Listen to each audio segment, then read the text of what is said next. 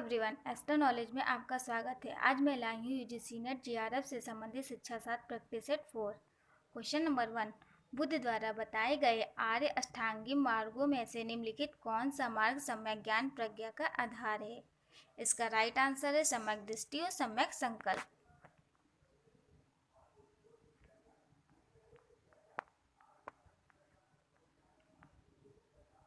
व्याख्या देखते हैं। बुद्ध जी ने जीवन के मोह और महत्वाकांक्षा की तृष्णा से मुक्त होने के लिए आर्य अष्टांग मार्ग की खोज की, जिसे बुद्ध के अष्टांगिक मार्ग के नाम से जाना जाता है। ये प्रमुख मार्ग निम्न है: सम्यक दृष्टि, सम्यक संकल्प, सम्यक वचन, सम्यक कर्म, सम्यक जीव, सम्यक व्यायाम, सम्यक स्मृति, सम्यक समाधि।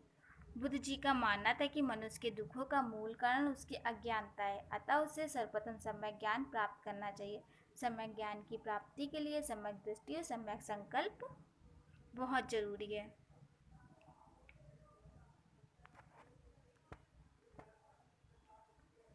क्वेश्चन नंबर 2, किसी शोध अध्ययन में जानकारी, रणनीतियों तथा परिणामों को वैधता प्रदान करने संबंधी विभिन्न उपागमों के सम्मिश्रण को तकनीकी रूप से संज्ञा दी जाती है। इसका राइट आंसर है त्रिभुजीकरण।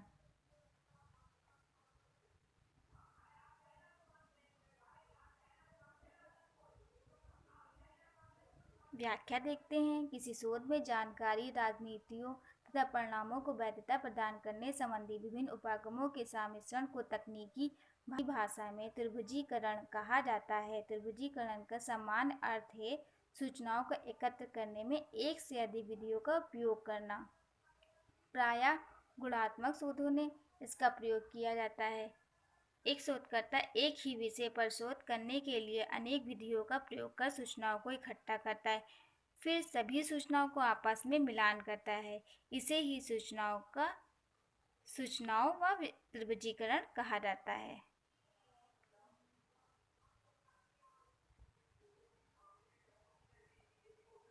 क्वेश्चन नंबर 3, निम्नलिखित में से कौन सा समुच्चय वर्गीकी के गणनात्मक, भावात्मक और मनोगतिक अनुच्छेदों के उच्चतम स्तर को क्रमवार संसूचित करता है? इसका राइट आंसर है मूल्यांकन, चरित्रधरिता और सहजीकरण।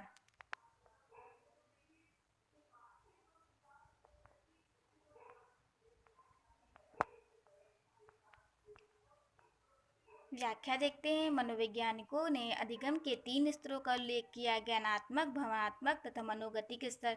ज्ञानात्मक स्तर अधिगम का निम्नतम स्तर है। इसमें अधिगम करता किसी विषय वस्तु को रट कर सीख लेता है, उसके वास्तविक भाव को नहीं समझ पाता। भावात्मक स्तर पर छात्र तभी अधिगम कर सकते हैं जब वह ज्ञानात्मक स्तर का अधिगम कर चुके हों।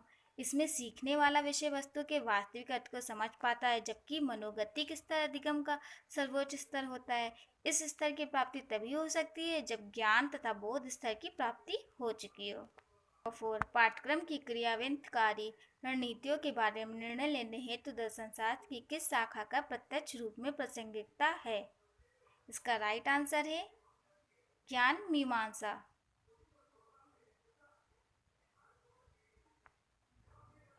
व्याख्या देखते हैं। भारतीय दर्शन मुख्यतः 3 आधार स्तंभों पर टिका हुआ है: तत्व मीमांसा, ज्ञान मीमांसा, आचार मीमांसा। तत्व मीमांसा में सृष्टा, आत्मा, परमात्मा, जीव जगत, जन्म मरण आदि की व्याख्या होती है। शिक्षा का स्वरूप तथा शिक्षा।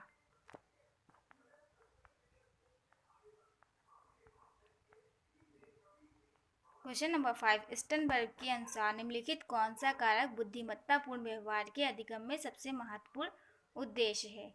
इसका राइट आंसर है अधिगम के अनुभव, कृत्यों और परिस्थितियों से निपटने के लिए उनका सामना करना।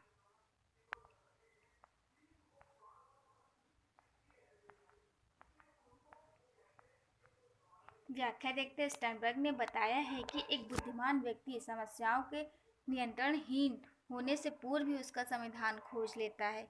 अतः इन्होंने बुद्धि को समस्या समाधान तथा प्रवृत्ति का संज्ञान जैसी व्यवहारिक के रूप में एक नूतन ढंग से स्पष्ट करने का प्रयास किया है।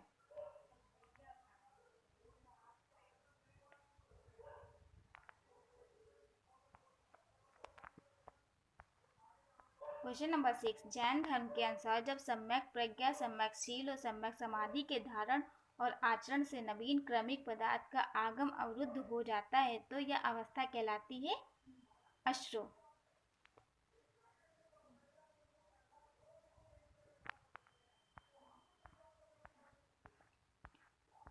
व्याख्या देखते हैं। जैन दर्शन के अनुसार जब सम्यक सील और सम्यक समाधि के धारण व आचरण से नवीन क्रमिक पदार्थ का आगम अवरुद्ध हो जाता है तो यह अवस्था संवर कहलाती है। जैन धर्म में प्रत्येक संवर के लिए 12 अनुप्रेक्षाओं से युक्त रहना आवश्यक माना गया है।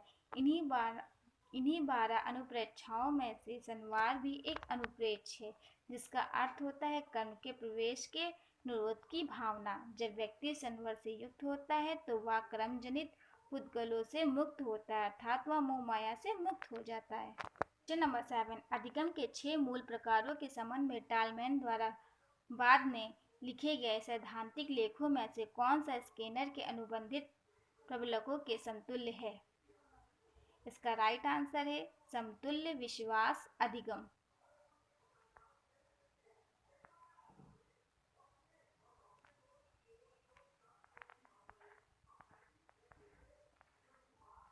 व्याख्या देखते हैं। सन 1949 में टालमैन ने अपने शोध पत्र में there is more than one kind of learning में अधिगम के 6 प्रकारों का उल्लेख किया है, जिसमें समतुल्य विश्वास तुल्यता विश्वास स्किनर के अनुबंधित प्रबलकों के समतुल्य है, अर्थात मिलता जुलता है। टालमैन ने बताया कि इस प्रकार समतुल्यता विश्वास के सीखने में प्राणी किसी सहायक लक्ष्य से वही प्रेरणा प्राप्त करता है जो वह मुख्य लक्ष्य से प्राप्त करता है। क्वेश्चन नंबर 8, किसी परिभाषित क्षेत्र के लिए विहित निष्पादन मानक को क्या कहा जाता है? इसका राइट आंसर है नियमावली, रूब्रिक्स।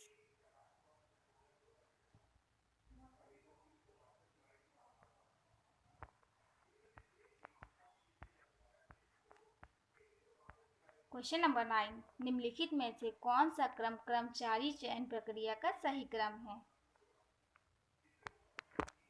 इसका राइट आंसर है कार्य विश्लेषण, विज्ञापन, साक्षात्कार, चयन तथा नियुक्ति आदेश।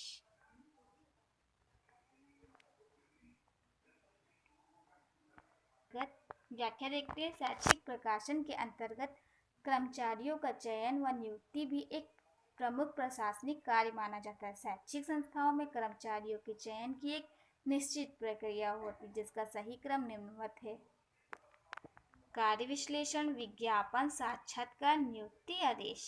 सर्वप्रथम यह विचार किया जाता है कि किसी कार्य के लिए कर्मचारी की आवश्यकता होती है। इसके पश्चात उसकी योग्यता निर्धारित कर विज्ञापन निकाला जाता है और निश्चित समय पर साक्षात्कार आयोजन किया जाता है। इसके पश्चात उपयुक्त कर्मचारी का चयन कर उसे नियुक्त किया जाता है।